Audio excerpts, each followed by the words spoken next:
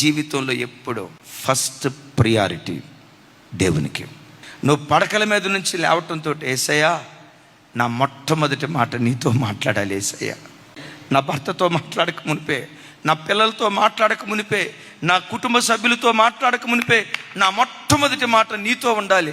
లేవటంతో, దేవా మరో నూతన దినం నాకు అనుగ్రహించినందుకు నీకు స్తోత్రం, నా ఆయుష్కాలాన్ని పొడిగించినందుకు స్తోత్రం.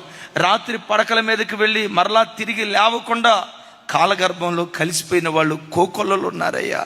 ఏ మంచి లేకపోయినా మరో నూతన దినాన్ని దయా కిరీటంగా నీవు అనుగ్రహించినందుకు నీకు స్తోత్రమయ్యా.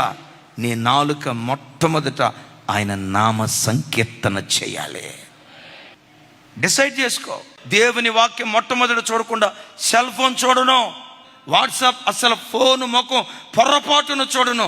నా కళ్ళు మొట్టమొదట నా దేవుని ధర్మశాస్త్రాన్ని వెతకాలి, ఆయన వాక్యాన్ని వెతకాలని మొదటి ప్రాధాన్యత దేవునికి ఇవ్వు. ప్రతి విషయంలో నిన్ను మొదటివాడిగా దేవుడు నిలవబెడతాడు. ఓ భక్తుడు అంటాడు, put God first, you never be last. నిజమే. పరిశుద్ధ గ్రంథమైన బైబిల్లో అనేక మంది సూర్యుడు ఉదయించక మునిపే పడకల మీద నుంచి లేచి వేకువజామును ప్రార్థన చేసి చరిత్రను మార్చే చరిత్రకారులుగా మారిపోయారు. దైవజనుడైన మోషే వేకువజామును లేచి ప్రార్థించేవాడు. 430 సంవత్సరాల ఇశ్రాయేలీల చరిత్రలో ఏ ఇశ్రాయేలుడు చేయలేని ఒక సాహసోపేతమైన కార్యం మోషే చేయటానికి కారణం ఏంటో తెలుసా? వేకువజాము ప్రార్థన. వారసత్వంగా పొందుకున్నాడు మోషే దగ్గర నుంచి నాయకత్వం. యెహోషువ కృప ఏంటో తెలుసా? తన గురువు గారు లాగే వేకువనే లేచి ప్రార్థించేవాడు. ఎంత కృప పొందుకున్నాడంటే మోషే చేసిన పరిచర్య కంటే రెట్టింపు మహిమ కలిగిన పరిచర్య చేశాడు. మోషే నాయకత్వం కనాను దాకే తీసుకొచ్చింది, యెహోషువ నాయకత్వం కనానులోనికి తీసుకొని వచ్చింది. ఆ వంశ పరంపరలో పుట్టినవాడే దావీదు.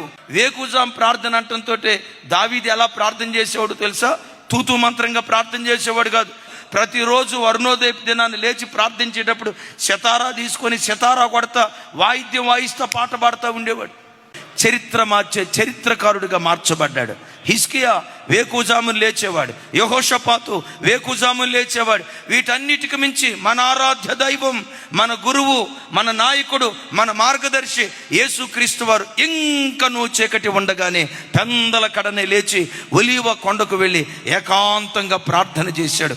చరిత్ర తిరగరాసిన చరిత్రకారుడిగా ప్రభు మారిపోయాడు. నేటికి చరిత్రను రెండుగా విభజించిన ఏకైక శక పురుషుడు ఆరాధ్య దైవం ప్రభు అయిన యేసుక్రీస్తు వారు.